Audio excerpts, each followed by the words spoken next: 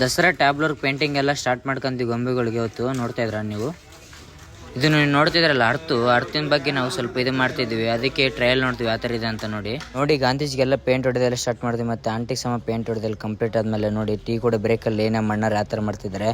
ಆಮೇಲೆ ಸ್ವಲ್ಪ ಆದ್ಮೇಲೆ ಫುಲ್ಲು ಮಳೆ ಬಂದ್ಬಿಡ್ತು, ಗಾಂಧೀಜಿಯರೆಲ್ಲ ತೊಯ್ಬಿಟ್ರು, ಕೆಲಸ ಎಲ್ಲ ನಿಂತ್ಕೊಂಡ್ಬಿಡ್ತು ಗುರು ಮಳೆ ಬಂದಿದ್ದಕ್ಕೆ. ನೋಡ್ತಿದ್ರೆ ಟೈಮ್ ಎಷ್ಟಾಗಿದೆ ಅಂತ ನೋಡ್ತಿದ್ರೆ ನೀವೇ. ಊಟ ಸಮ ಮಾಡಿಲ್ಲ, ಎಲ್ಲ ಊಟಕ್ಕೋಸ್ಕರ ಕಾಯ್ತಿದ್ದೆ ನೋಡಿ. ಇನ್ನೂ ಬಂದಿಲ್ಲ ಊಟ ಬಂದಮೇಲೆ ನೋಡಿ ಆ ಥರ ಎಲ್ಲ ನಿಂತ್ಕೊಂಡೀವಿ.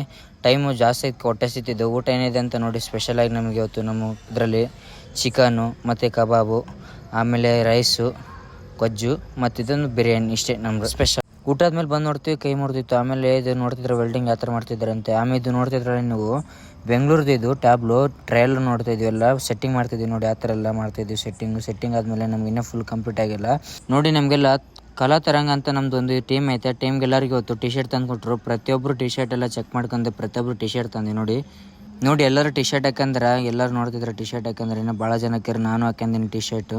ನಾನು ಒಂದೆರಡು ಫೋಟೋ ಅಪ್ಲೋಡ್ ಮಾಡ್ತೀನಿ ನೋಡಿ ಯಾವ ಥರ